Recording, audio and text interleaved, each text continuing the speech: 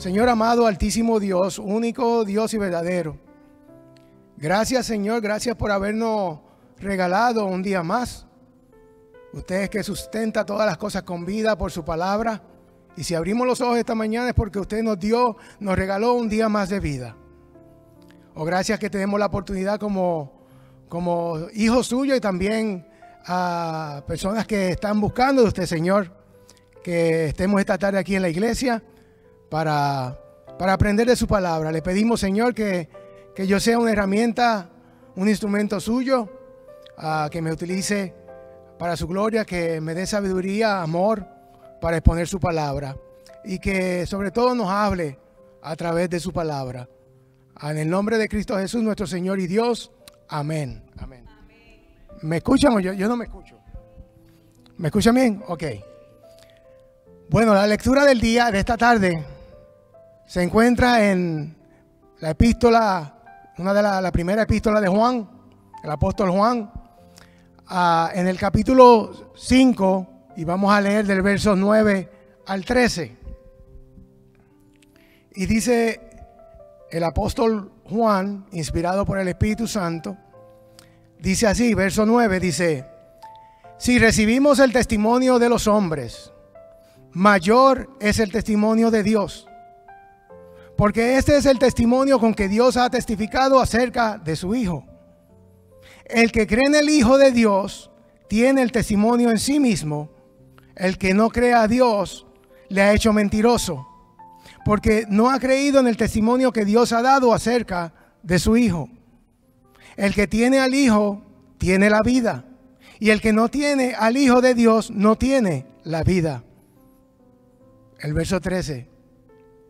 Estas cosas os he escrito a vosotros que creéis en el nombre del Hijo de Dios, para que sepáis que tenéis vida eterna y para que creáis en el nombre del Hijo de Dios. El tema de esta tarde es el conocimiento de la vida eterna. El conocimiento de la vida eterna. Si hiciéramos una encuesta entre personas que creen en la existencia de Dios, preguntando si una persona puede tener la seguridad que tiene la vida eterna, muchos dirían: solo Dios puede saber, yo solo puedo hacer lo mejor y espero que al final sea aceptado por Dios. Otros dirían: sí, yo estoy seguro de que tengo vida eterna. Y si preguntáramos a este grupo que están seguros de que tienen vida eterna, si preguntáramos por cuáles razones tiene usted la seguridad de que tiene vida eterna, unos dirían: porque me bauticé, hice la primera comunión, asisto a la iglesia todos los domingos, hago buenas obras, soy buena persona, soy buena gente, etcétera. Pero otros dirían: yo estoy seguro que tengo vida eterna porque he depositado toda mi fe y esperanza solo en Cristo para salvación y vida eterna, y lo he hecho a Él, mi Señor y mi Salvador. El apóstol Juan escribió el Evangelio. Sabemos que el apóstol Juan, ¿verdad?, escribió uno de los 4 evangelios, el Evangelio de San Juan. Pero él también escribió 3 cartas a la iglesia, epístolas, primera y segunda y tercera de Juan. Y también escribió el libro de Apocalipsis, una revelación de Jesús sobre las cosas que van a acontecer en el futuro. Pero el apóstol Juan escribió la epístola primera de Juan para que los creyentes verdaderos tuvieran la seguridad de que eran salvos y que en Cristo Jesús tenían la completa seguridad de la vida eterna. Él escribió el Evangelio de Juan para que las personas conocieran a ese Dios hecho hombre, para que fueran salvos. Pero la epístola de Juan fue a la iglesia, para que los creyentes de aquella época y nosotros hoy, en base a lo que él escribió en esa carta, pudiéramos tener la seguridad de que tenemos la vida eterna. Y él nos habla en este pasaje, vamos a ver 3 puntos vitales. Y cuando hablo algo vital, Por ejemplo, el corazón es un órgano vital nuestro. Sin el corazón no tenemos vida. Estos 3 puntos que vamos a ver son vitales para que una persona pueda identificarse y saber si tiene la vida eterna en él, o también para examinarse y darse cuenta si todavía le falta dar el paso para tener esa vida eterna. El mensaje está hecho en una forma de enseñanza, porque yo sé que aquí la mayoría de nosotros somos salvos, si no todos. Así que no lo tome a mal, sino que podemos aprender algo juntos. Dios nos puede refrescar la memoria y también podemos utilizar eso para examinarnos y a ver cómo estamos en nuestro caminar con el Señor. Y también podemos utilizar esto que estudiemos hoy a través de la palabra para poder guiar a otros al conocimiento y que tengan vida eterna. ¿Ok? Así que vamos a ver 3 puntos. El primer punto, ¿cómo se recibe la vida eterna? El segundo punto, ¿en qué persona está la vida eterna? Y el tercer punto, ¿qué efecto causa la vida eterna en el que la posee? Son 3 puntos. ¿Cómo se recibe la vida eterna? ¿En qué persona se encuentra la vida eterna? ¿Y qué efecto causa la vida eterna en el que la tiene? El primer punto, ¿cómo se recibe la vida eterna? Vamos a 1 de Juan, el capítulo 5, verso 9. El apóstol Juan nos dice: si recibimos el testimonio de los hombres, mayor es el testimonio de Dios, porque este es el testimonio con que Dios ha testificado acerca de su Hijo. Cuando leemos esa primera parte de este verso, vemos que Juan está hablando de que algunos cristianos estaban recibiendo un testimonio de hombre. Dice, si recibimos, si aceptamos como verdad el testimonio, lo que un hombre diga, o lo que una religión nos diga, los hombres, mayor es el testimonio de Dios. En otras palabras, mayor es el testimonio que yo le he dado a ustedes en las Escrituras, que Dios nos ha dejado a nosotros en las Escrituras. Y para poder entender este pasaje un poquito mejor, tenemos que entender cuál fue el propósito de la carta. Y ya dije un poquito, un resumen, pero entendiendo el propósito de la carta, vamos a entender por qué se está diciendo si reciben el testimonio de los hombres. Se piensa que esta carta fue escrita a finales del siglo I, para el año 90 y 95. Ya el apóstol Juan era el último de los apóstoles que quedaba vivo, y él estaba a cargo de ciertas iglesias en Asia Menor, y él escribió esa carta para las iglesias. Como último de los apóstoles que quedaba con vida, Juan escribió esta epístola a las iglesias que estaban bajo su cuidado, porque se habían levantado falsos maestros adentro de la misma iglesia que comenzaron a infectar a los creyentes con falsas doctrinas. Estos mezclaron pensamientos filosóficos de la época con el verdadero evangelio, y eso lo tenemos hoy también. No voy a entrar en eso, pero sí está sucediendo hoy. Los falsos maestros mezclan las verdades de Dios con filosofías del mundo y lo presentan y parece amigable y parece verdadero, pero engañan y desvían a las personas de Cristo. Y eso estaba sucediendo en aquel entonces, pervirtiendo las enseñanzas fundamentales de los apóstoles y desviando a los creyentes de la verdad. Conocidos como más luego como los gnósticos, enseñaban que la materia era mala y solo lo espiritual era bueno.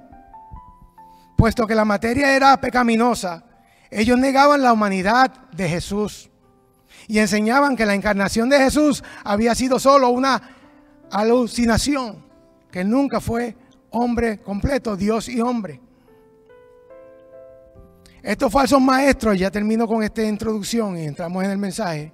Estos falsos maestros también decían tener conocimiento más elevado que recibían directamente de parte de Dios, y lo tenemos hoy día. Hay muchos falsos maestros así, dando el nivel más alto de autoridad a lo que ellos decían que a la misma Escritura. Por esta razón, muchos verdaderos cristianos comenzaron a dudar de su salvación. Y Juan escribió esta carta para que ellos entendieran que la seguridad de su salvación se encontraba solamente en la persona de Jesús Dios, hombre, muerto y resucitado. Por eso Él dice, si reciben el testimonio de los hombres. Si ustedes creen en lo que dicen los hombres, estos falsos maestros, le decía a los hermanos de aquel tiempo, mayor es el testimonio que Dios nos ha dado. Así que no crean a esos falsos maestros, sino crean lo que Dios ha dicho en las Escrituras. Y nosotros, hoy día, nosotros tenemos que tener mucho cuidado. Por eso es la importancia de nosotros como hijos del Señor, mantenernos. No es que vamos a ser unos teólogos todos, o eruditos, o expertos, pero sí mantenernos estudiando las Escrituras, asistiendo a la iglesia, aprovechando las clases que damos en la iglesia para nosotros seguir creciendo en el conocimiento de la verdad, para que no seamos engañados. Por esta razón Él le escribió en Primera de Juan, capítulo 4, verso 1 al 3. Juan le advierte esto a las iglesias, a nosotros hoy. Dice, amados, no creáis a todo espíritu. En otras palabras, no acepten todo lo que oyen de cualquier religión o cualquier predicador o cualquier persona que habla de Dios. No lo acepten como verdad, sino probad los espíritus si son de Dios. Si no, pónganlo a prueba, pásenlo por el filtro de las Escrituras para comprobar si verdaderamente viene de Dios. Porque si contradice lo que dicen las Escrituras, no viene de Dios, viene del espíritu que está dirigido por el maligno. Porque muchos falsos profetas han salido por el mundo.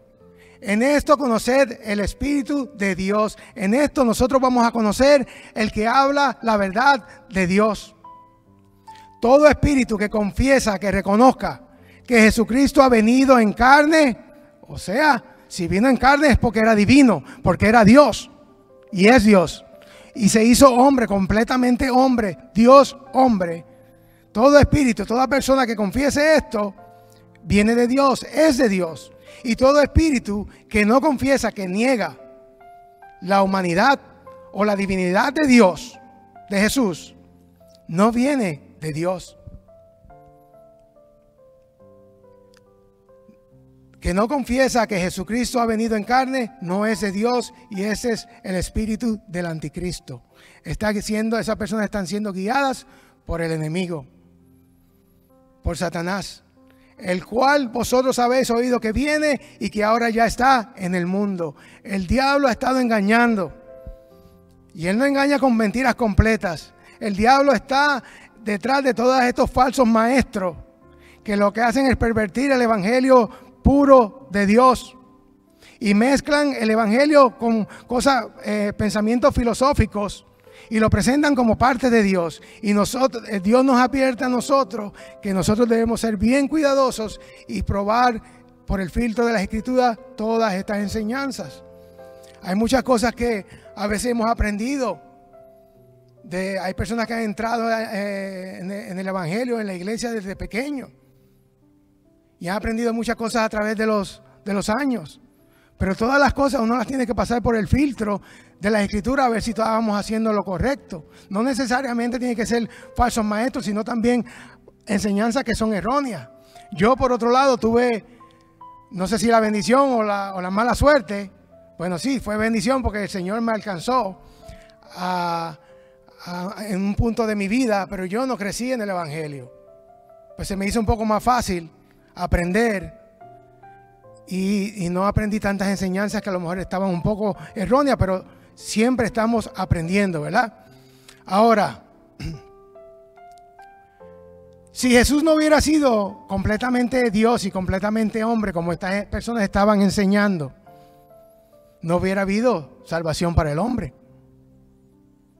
El apóstol Pablo lo explica muy bien en Romanos 5, capítulo 5, versos 18 al 19.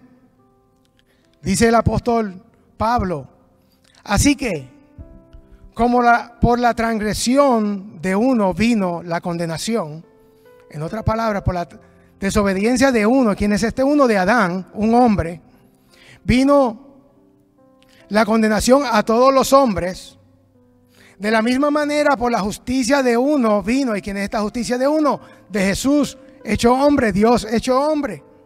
Vino a todos los hombres la justificación de vida.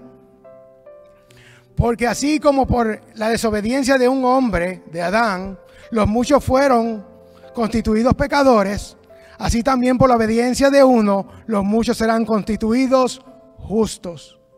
Si el Señor Jesús no hubiera encarnado y sido Dios y hombre de carne y hueso como usted y yo, no hubiera podido justificarnos a través de su vida y su sacrificio. Porque el que pecó fue el hombre. Y un hombre tiene que pagar por el pecado, y un hombre tiene que justificar, vivir la vida que Dios, perfecta, que Dios espera del hombre, para poder imputarnos a nosotros esa justicia por la fe. De la única manera, y voy a decirle esto rápido para seguir, de la única manera que Dios puede declararnos justos ante Él es imputándonos, acreditándonos a nosotros la vida de Jesús a través de la fe. Por eso Él venció como hombre el pecado y la muerte. Y venció también como Dios, porque tenía que ser Dios para poder pagar por el pecado de la humanidad. Porque un hombre puede pagar por el pecado de un hombre. La vida de un hombre vale la vida de otro hombre o de él mismo. Pero la vida de Jesús, siendo Dios, es un valor infinito, incalculable, y Él puede pagar por los pecados de la humanidad entera.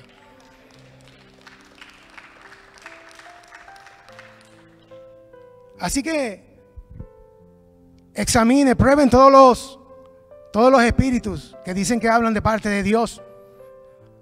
Pasemos todo por el filtro de las Escrituras para que no seamos engañados y desviados de la verdad. Debemos hacer como los hermanos de Berea. Eso es un ejemplo muy bueno, y creo que está en Hechos 17. Pablo tenía las Escrituras del Antiguo Testamento. Todavía el Nuevo Testamento no estaba escrito. Él iba a las sinagogas y predicaba a Cristo en el Antiguo Testamento, la profecía de Cristo. ¿Y qué hacían los de Berea? Con mucha cautela, ellos escuchaban a Pablo y después se iban a su casa a escudriñar las Escrituras a ver si lo que Pablo decía era verdad. Y muchos creyeron en Cristo, porque escudriñando las Escrituras se dieron cuenta de la verdad. Jesús mismo se lo dijo a los fariseos. Los fariseos no creían en Jesús, lo querían matar. Y Él le dijo que escudriñaran las Escrituras, porque a vosotros os parece que en ellas tienen la vida eterna, y ellas dan testimonio de mí. Ellas hablan de mí, anuncian mi venida. Y se la sabían de memoria, pero no veían a Cristo. Primera de Juan 5:10, y ya vamos para el segundo punto. Dice: el que cree en el Hijo de Dios tiene el testimonio en sí mismo. Y esta palabra creer es muy importante, porque esto no es creer en el Hijo de Dios, en Jesús, o en el testimonio de Dios que Dios ha dado acerca de su Hijo. No es creer intelectualmente o superficialmente. La palabra creer aquí denota fidelidad y fe. Y hace referencia a entender el testimonio que está dando Dios de su Hijo en las Escrituras, y a creer de todo corazón en Él, y a depositar toda tu fe y esperanza en Cristo para salvación y vida eterna, y mantenernos en esa profesión. O sea, no solo creemos, sino que somos transformados. Hay una transformación. Y Él dice: el que cree de esta manera en el Hijo de Dios tiene el testimonio en sí mismo, tiene la convicción en sí mismo de que lo que ha dicho Dios de su Hijo es verdad. No lo asintió usted cuando creyó por primera vez. No lo siente a veces cuando usted está hablando de Cristo y siente en su corazón esa convicción de que lo que Dios ha dicho de su Hijo es verdad, y usted lo atesora y está transformando su vida. Eso es tener el testimonio en su corazón, en sí mismo. El que no cree a Dios le ha hecho mentiroso, porque no ha creído en el testimonio que Dios ha dado acerca de su Hijo. Dice, el que no cree a Dios le ha hecho mentiroso. Y este es el pecado imperdonable, la blasfemia del Espíritu. El no creer a lo que Dios dice de su Hijo, no aceptarlo como una verdad, es como decir que Dios es mentiroso, y el que rechaza al Hijo de Dios no tendrá vida eterna. Por eso nosotros sabemos que estamos en Él, si hemos recibido ese testimonio y lo guardamos en nuestro corazón. Le ha hecho mentiroso porque no ha creído, porque no ha recibido el testimonio de Dios que Dios ha dado acerca de su Hijo. El pecado que Dios no perdona es la blasfemia contra el Espíritu Santo. Rehusar creer en el testimonio que Dios ha dado acerca de su Hijo es tratar a Dios como mentiroso, y la persona será condenada. Y este es el primer punto. ¿Cómo se recibe la vida eterna? Recibiendo el testimonio que Dios ha dado de su Hijo. Recibir es creer como una verdad absoluta lo que Dios dice de su Hijo y de Él en las Escrituras, en el Evangelio. Aceptarlo como una verdad, estar convencido de esa verdad y vivir conforme a esa verdad.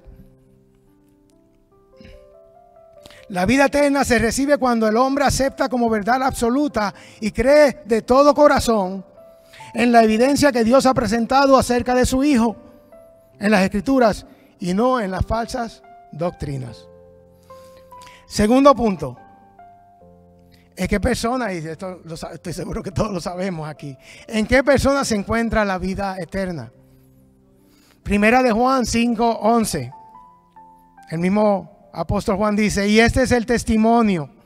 Esto es lo que ha dicho Dios. Que Dios ha dado vida eterna. Es un regalo, es un don, es por gracia. Que Dios ha dado vida eterna y esta vida está en su Hijo. La vida eterna se encuentra en una persona. Y esa persona es la persona de Jesús. Buscar cualquier intento de alcanzar la vida eterna a través de de otra manera, es un intento que va a llevar a la destrucción. Porque Dios ha testificado en las Escrituras muy claro que la vida eterna está en su Hijo. Y el que tiene al Hijo tiene la vida. ¿Cómo vamos a buscar la vida eterna en cualquier otro lugar? ¿Quién es el creador del universo? ¿Quién es el que dio vida y creó todas las cosas? Dios Padre, Hijo y Espíritu. Él dijo, hagamos al hombre a nuestra imagen y semejanza. Dios mismo formó al hombre del polvo de la tierra. ¿Y qué hizo? Sopló aliento de vida en su nariz y fue el hombre un ser viviente. La vida está en Él, la vida está en Jesús. Buscar la vida eterna fuera de otro lugar es una desgracia. Por eso, usted, hermano mío, usted sabe que usted está en Cristo. Usted tiene la vida eterna porque usted tiene el dador de vida. La vida eterna se encuentra solo en una persona, la persona de Jesús. ¿Se acuerdan de Nicodemo? Muchas personas hoy día piensan, como dije anteriormente, ¿verdad? ¿Tienes la vida eterna? Oh, sí. Yo estoy haciendo lo mejor posible y espero que al final, pues, Dios es amor y Él, pues, me va a perdonar mis pecados. O yo me bauticé, yo hice la primera comunión, yo hice esto, yo sirvo, yo predico. Pero el testimonio de Dios no dice eso. Y yo me pongo a pensar, Nicodemo era un fariseo. Vino a hablar con Jesús de noche, porque había visto que Jesús hacía cosas que solo Dios podía hacer si estaba en él. Y le preguntó y Jesús le contestó, verdaderamente te digo que el que no naciere de nuevo, nacer de lo alto, nacer de Dios, no entrará en el reino de los cielos. Y yo me pregunto, hoy hay personas que quieren entrar ante Dios porque hicieron esto, hicieron aquello. Yo creo que ninguno de nosotros hemos hecho más de lo que hacían estos fariseos, porque ellos no solo guardaban la ley, ellos le añadieron 600 otras leyes a la ley de Dios, de acuerdo a la interpretación que ellas les daban. Y ellos los fariseos rigurosos, guardaban todas esas leyes, servían en el templo. Este era uno,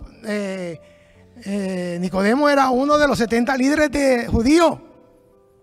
Así que no es posible solamente a través de la persona de Jesús. No quiere decir, antes que se me olvide, no quiere decir que Dios no nos espera de nosotros que hagamos buenas obras. Claro que sí, pero hacemos las buenas obras no para recibir la salvación. Hacemos las buenas obras porque hemos recibido la salvación por gracia, y ahora Dios está transformando mi vida, y ahora Él me impulsa, el Espíritu Santo me impulsa a hacer lo bueno por amor y agradecimiento. Por eso en Efesios 2:10 dice: porque somos hechura suya, creados en Cristo Jesús para buenas obras, las cuales preparó de antemano para que anduviésemos en ellas. No somos salvos por las obras, solo por la gracia, solo por Jesús, pero esa salvación genera en nosotros el querer y el hacer. Vamos ahora rapidito a Juan capítulo 3, versos 16 al 18. Y Juan 3:16, la mayoría de nosotros lo sabemos de memoria, ¿verdad? Dice el Jesús diciéndole a Nicodemo en esa misma noche, y nos dice a nosotros hoy: porque de tal manera amó Dios al mundo, o sea, que el amor de Dios por la humanidad perdida fue tan y tan grande, que ¿qué hizo? Que dio a su Hijo unigénito, que se dio Él mismo, que dio su vida, siendo Dios, dueño y Señor y creador de todas las cosas. Dejó su trono y su gloria y vino aquí como hombre, no como hombre adulto, sino que nació como niño en un pesebre, cuando los reyes estaban en su palacio, y Él siendo dueño y Señor de todo. No solo eso, tuvo que crecer como niño, aprender, estudiar. Una familia humilde. Siendo el Rey de Reyes, entró a Jerusalén en un asno, no en un caballo blanco, con ropas reales. Pero con todo y eso, le alabaron. Así que vino a este mundo no por 3 meses, 2 años, 33 años y medio, y luego dio su vida por nosotros. Y dice, para que la salvación es para todo el que recibe el testimonio de Dios. Aquel que en Él cree, que deposita toda su fe y esperanza en Él, no se pierda, mas tenga vida eterna. Porque no envió Dios a su Hijo al mundo para condenar al mundo, sino para que el mundo sea salvo por Él. Pero aquí quiero decir algo rapidito. La primera venida de Dios, de Jesús, Él vino como siervo y como salvador. Y no vino a condenar, sino a dar su vida para que todo el que crea en Él sea salvo. Pero la segunda venida Él no va a venir de esa manera. La segunda venida Él va a venir como Rey y Señor y Juez. Por eso es que nosotros tenemos que estar preparados para esa segunda venida, o si la muerte nos llega antes de ese día. El verso 18 dice: el que en Él cree no es condenado, pero el que no cree ya ha sido condenado, porque no ha creído en el nombre del unigénito Hijo de Dios. Y este es el segundo punto para ir al tercero, y ya vamos avanzando. El segundo punto es: ¿en qué persona se encuentra la vida eterna? En la persona de Cristo Jesús. Solo en Jesús hay salvación. Porque hay un solo Dios y un solo mediador entre Dios y los hombres, Jesucristo. Un mediador es una persona que hace paz entre dos partes que están en disputa. Solo podemos a través de Él encontrar esa paz y ser aceptados como hijos. Cualquier intento de alcanzar la vida eterna por cualquier otro medio o mérito fuera de Cristo, cualquier religión, buenas obras, justificación, penitencia o suerte, terminaría en una horrenda, irreversible condenación. En una ocasión, y ahora vamos al tercer punto, yo estaba trabajando y vi un señor en el área del trabajo, que estaba tratando de bajar un equipo de una máquina de cortar grama de la camioneta. Y fui allá y le dije, ¿necesita ayuda? Sí, sí, sí. Y me dijo, yo tengo cáncer. Esto lo dije anteriormente, pero hace mucho tiempo. Me dijo, yo tengo cáncer y ya en un estado muy avanzado. Y yo le dije, ¿y usted conoce al Señor? Oh, sí, sí, yo conozco al Señor. Y yo, qué bueno. Me dice, yo me bauticé. Yo hice esto, yo hice aquello. Y me di cuenta de lo que es el hombre estar en la ignorancia porque no conoce lo que Dios ha dicho. Él pensaba, esa no es la contestación. Con esa contestación no vamos a alcanzar la vida eterna.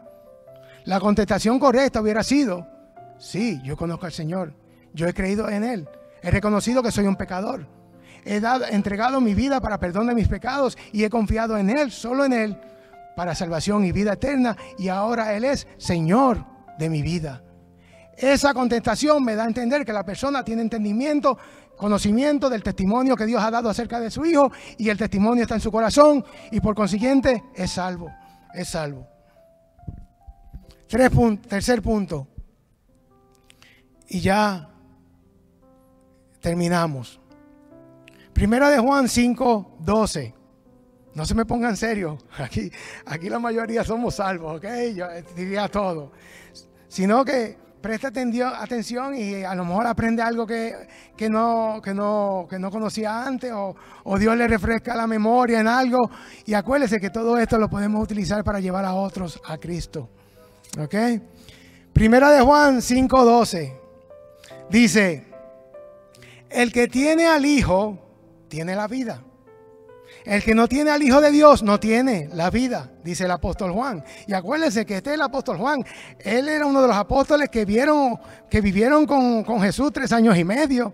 Testigo ocular de Jesús, de su humanidad. Testigo ocular de su divinidad, porque él estuvo presente con Pedro y Jacob en la transfiguración y vio a Jesús convertirse en Dios y ver su gloria blanco como la nieve.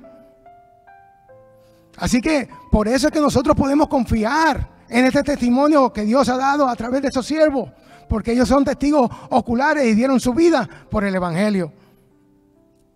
No podemos confiar en lo que nos dice el predicador de la esquina o YouTube o estas otras cosas. Él dice, el que tiene al Hijo tiene la vida, y con la autoridad de apóstol tenemos la seguridad de que le está dando el testimonio de Dios. Y tener al Hijo es el que mantiene una relación de amor y obediencia con Cristo. El que tiene la vida es la vida eterna. El que no tiene al Hijo de Dios, lamentablemente, no tiene esa vida eterna. Ahora, vamos rapidito. ¿Cuál es la razón que muchas de las personas escuchan el testimonio de Dios, lo que Dios habla y el Espíritu Santo llamándolos, pero ellos rechazan el testimonio de Dios y quieren seguir con sus vidas? ¿Por qué no obedecen al Evangelio? ¿Por qué no vienen a Cristo? ¿Por qué la iglesia, en vez de estar llena, somos unos pocos y la mayoría están disfrutando este día de domingo como ellos piensan que es disfrutar? Y tenemos que disfrutar todo, nosotros lo vamos a hacer, pero nosotros ponemos a Cristo primero. ¿Por qué? Jesús lo dijo muy claro en Juan 3, 19 al 20. Juan 3, 19 al 20.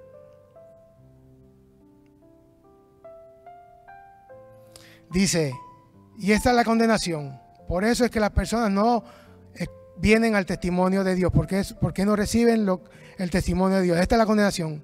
Que la luz vino al mundo y los hombres amaron más las tinieblas que la luz, porque sus obras eran malas. Porque todo el que hace lo malo aborrece la luz y no viene a la luz para que sus obras no sean reprendidas. La mayoría de las personas no vienen a Cristo porque aman demasiado sus vidas, porque aman las cosas que ofrecen, los placeres de este mundo, y saben que si tienen que venir a Cristo, su vida tiene que cambiar. y no quieren cambiar sus vidas. Por eso no viene. Jesús lo dijo. Es como un delincuente. ¿Por qué odia a la policía? Porque sabe que sus obras van a ser reprendidas y lo van a meter preso. Por eso Jesús dijo que sus obras eran malas, porque todo aquel que hace lo malo aborrece la luz y no viene a la luz para que sus obras no sean reprendidas. Pero este es el problema, que nosotros debemos decirle a esas personas, porque entre este grupo hay muchos también que piensan que tienen que ser santos antes de venir al Señor. Eso es como si yo necesitara estar sano para ir al doctor. ¿Cuándo vamos al doctor? Cuando estoy enfermo, cuando me siento mal. Si estoy sano no voy al doctor. El hombre no entiende. Y no entienden porque nunca vienen a la iglesia, porque nunca escuchan predicaciones, porque no buscan de Dios. Pero el hombre no entiende que esa obra de cambio no se puede hacer por él mismo. Yo no jamás y nunca podría cambiar mi vida de borracho y muchas otras cosas si no hubiera sido por la gracia de Cristo. Pero ese proceso comienza viniendo así como estamos. Dios nos llama, vengan así, reciban el perdón, cree en mi testimonio, cree en mi Hijo, deposita tu fe y esperanza en Él y yo te voy a transformar. Y yo te voy a transformar. Porque ¿qué sucede? El Espíritu de Dios viene a vivir en cada uno de nosotros a transformar nuestras vidas. Entonces sí van a venir esos deseos de hacer lo correcto. Y eso nos lleva a otro punto más. Porque a veces muchos, y ya estamos terminando, muchos que han recibido el testimonio de Dios, a veces no están dando fruto. Han creído en el testimonio de Dios, pero a veces no dan fruto. O empiezan bien o están como la marea de aquí para allá. Y eso lo podemos encontrar.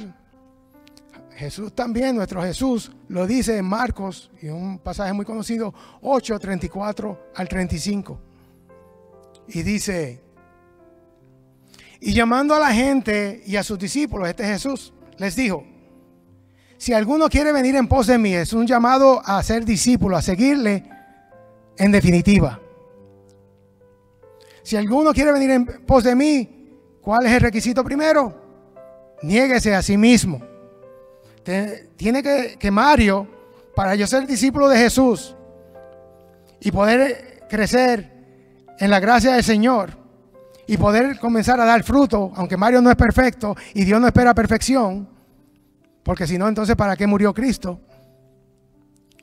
Mario tiene que negarse a él sí mismo muchas veces, igual que todos mis hermanos y toda persona que quiera ser discípulo de Cristo. Tenemos que aprender a negarnos a nosotros mismos muchas veces para hacer la voluntad de Dios. Y esto conlleva una convicción y también toma tiempo y un compromiso.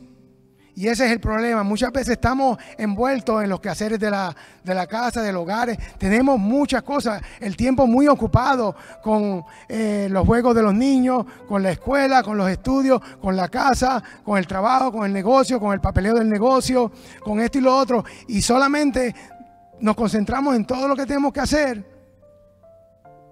y no abrimos un poquito el tiempo para dedicarle ciertas cosas al Señor. Y ese es el problema, porque el Señor tiene un diseño y ese diseño del crecimiento espiritual conlleva que nosotros nos neguemos a nosotros mismos muchas veces para hacer la voluntad de Dios. Por eso Jesús dijo, el que quiera venir en pos de mí, niéguese a sí mismo y tome su cruz y sígame luego. Tomar la cruz. Esto muchas veces, ¿verdad? Yo oigo muchas veces, hay personas que dicen, bueno, yo creo, yo pienso, esto. Yo estoy tratando de que siempre que voy a decir algo que no yo creo, no yo pienso, ¿qué dice la Biblia? ¿Dónde en la Escritura yo puedo buscar un ejemplo para poder entender lo que Cristo está diciendo o lo que las Escrituras dicen? No lo que yo pienso, no lo que yo creo, ¿qué dice la Escritura? Por ejemplo, cuando Jesús dice, tome su cruz y sígame. Podemos llegar a muchas conclusiones, pero si yo vengo y digo, ¿cuál fue, qué significó la cruz para Jesús? Primeramente, la cruz significó que Él dio su vida allí por el pecado de nosotros. Pues quiere decir que de acuerdo a las Escrituras, cuando Dios me dice a mí, Jesús, que tome su cruz y le siga, Él me está diciendo que tengo que estar dispuesto hasta morir por el Evangelio. Segundo punto, ¿en qué otra área podemos ver qué significó la cruz para Jesús? En Getsemaní, cuando estaba orando al Padre. Padre, si es posible, quita esta copa de mí, pero no sea mi voluntad, sino la suya. Ahí yo me di cuenta que la cruz significa dejar mi voluntad y hacer la voluntad del Padre. Y Él dice, porque todo el que quiera salvar su vida, todo el que se aferra a las cosas de esta vida, la perderá. Y todo el que pierda su vida por causa de mí y del Evangelio, la salvará. El dar fruto conlleva hacer sacrificio. El dar fruto conlleva tener un compromiso con Dios. El Señor no está diciendo que vamos a dejar familia y a dejarlo todo para venir a servirle a Él. Hay ciertas personas que son llamadas para un llamado a tiempo completo, pero aún así no dejan a su familia. Jamás y nunca, porque ¿dónde está el amor de Dios? Sino, lo que Él está diciendo es que nosotros como siervos del Señor, si queremos crecer espiritualmente cada día, debemos también negarnos, tener un balance. Dios sabe que tenemos que hacer todas estas cosas, pero debemos sacar un tiempo adicional para dedicárselo al Señor. Hay personas que muchas veces, y estoy hablando de la iglesia general, muchas veces tienen problemas hasta de asistir los domingos a la iglesia. O vienen los domingos y nunca se ven en ninguna otra actividad en la iglesia. O en su casa, ya, porque hay personas que tienen que trabajar en toda la semana y a lo mejor no pueden. Pero en su casa tampoco dedican tiempo a la oración y al estudio de las Escrituras. Entonces esa persona no está creciendo espiritualmente. Por eso es que tenemos que tener un compromiso. Yo creo que una manera sería, bueno, Señor, porque yo mismo tengo cosas que hacer, yo no puedo estar todos los días en la iglesia, yo no estoy retirado. Pero yo digo, Señor, yo tengo el domingo y las clases de los miércoles, eso es para mí, como diríamos, sagrado. Tengo que, a menos que sea una emergencia. Pero tenemos que proponernos en nuestro corazón, las personas que no están dando tanto fruto, y hacer un compromiso de, bueno, domingo, y tengo que a lo mejor, si puedo, si el tiempo y el trabajo me lo permite, algo adicional en la iglesia. También un compromiso de tener oración y estudio de las Escrituras en su casa. Y este era el tercer punto, y ya terminamos. El tercer punto, ¿qué efecto causa la vida eterna en el creyente? Una negación de sí mismo y un deseo profundo de vivir una vida de amor y obediencia a Dios, deseando que Dios sea quien reine en nuestras vidas. Cuando nosotros hemos recibido, aceptado como verdad el mensaje de Cristo, el testimonio que Dios ha dado acerca de su Hijo, cuando depositamos toda nuestra fe y esperanza en la persona de Jesús para salvación y vida eterna, el Señor comienza a transformar nuestras vidas. Y esa transformación comienza en nuestro interior a través de su Espíritu Santo. Y esa transformación que comienza en el interior se refleja en nuestra vida. Hay un deseo, no perfección, pero sí un deseo genuino de amar, de obedecer a Dios. Y cuando fallamos, hay un dolor porque fallamos al Señor. Y esa es otra evidencia de que la vida eterna está en usted. Esa es otra evidencia de que la vida eterna está en usted. Conclusión. Vamos al último verso, primera de Juan 5:13. Dice el apóstol Juan, estas cosas os he escrito a vosotros que creéis en el nombre del Hijo de Dios, con la autoridad apostólica de parte de Dios delegada a Él.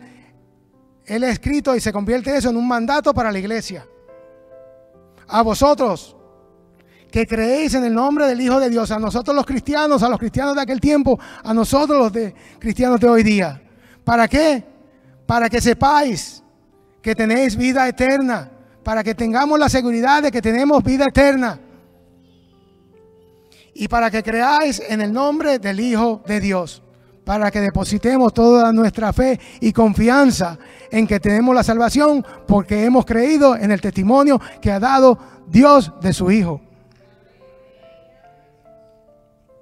Y cuando hacemos eso, nuestra vida comienza a cambiar. Yo sé que todos los aquí que han recibido a Cristo de esa manera, sus vidas cambiaron inmediatamente.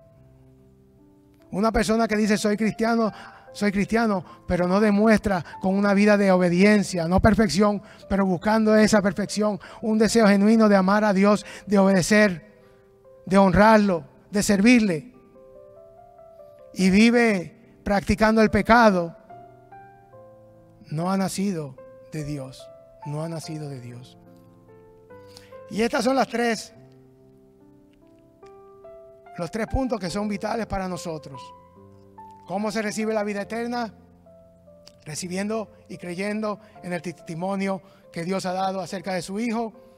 ¿En qué persona se encuentra la vida eterna? En Cristo Jesús.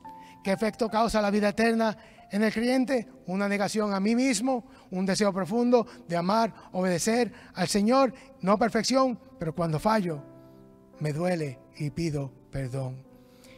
Y el apóstol Pablo, y ya terminamos, lo dijo muy bonito.